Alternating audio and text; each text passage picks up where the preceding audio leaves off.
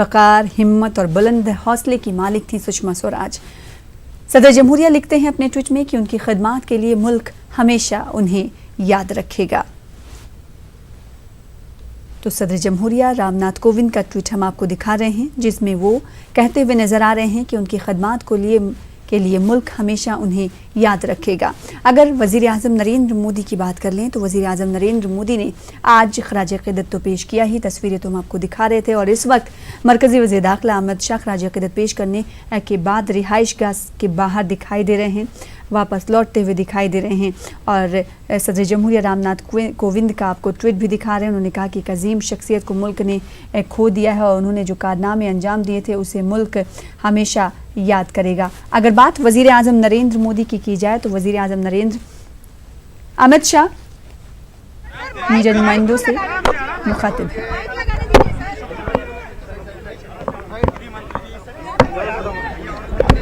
ANI वाले को आगे आ जाना।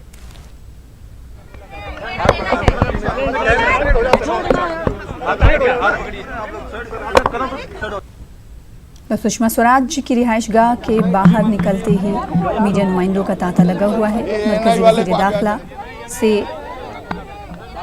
रद्द अमल लेने के लिए।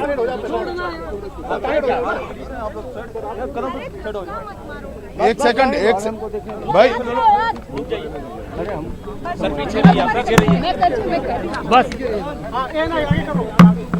हो गया, तुम मत भाई, हो गया। सुषमा जी के असामयिक निधन से मैं खुद और भारतीय जनता पार्टी के करोड़ों कार्यकर्ता और देश में उनके करोड़ों चाहने वाले क्षुब्ध हैं, दुखी हैं। देश भर की राजनीति के लिए बहुत बड़ी क्षति है। सुषमा जी इमरजेंसी के समय से ही देश के राजनीतिक नभ की एक चमकती हुई सितारे के रूप में उभर कर आई। दिल्ली के मुख्यमंत्री, देश की लोकसभा में विपक्ष की नेता और कई मंत्रालयों के मंत्री के रूप में उन्होंने अटल जी और मोदी जी की सरकार में एक कुशल प्रशासक की तरह काम किया। विदेश मंत्री के नाते गत 5 सालों में सुषमा जी ने मोदी जी के नेतृत्व में देश की ख्याति दिगंत तक पहुंचाने का काम किया। आज उनके जाने से एक बड़ी रिक्तता भारत के राजनीतिक क्षेत्र में खड़ी हुई है, जो लंबे समय तक मैं मानता हूं भर नहीं पाएंगे।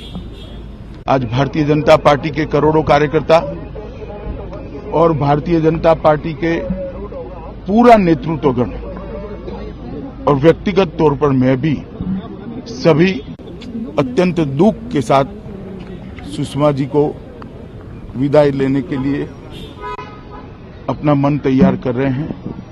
मैं प्रभु से प्रार्थना करता हूं उनके परिवारजनों को ये आघात को सहन करने की शक्ति दे और स्वर्गीय सुषमा जी की आत्मा को चिर शांति प्रदान करे और देश उनकी सेवाओं को हमेशा हमेशा के लिए याद रखेगा।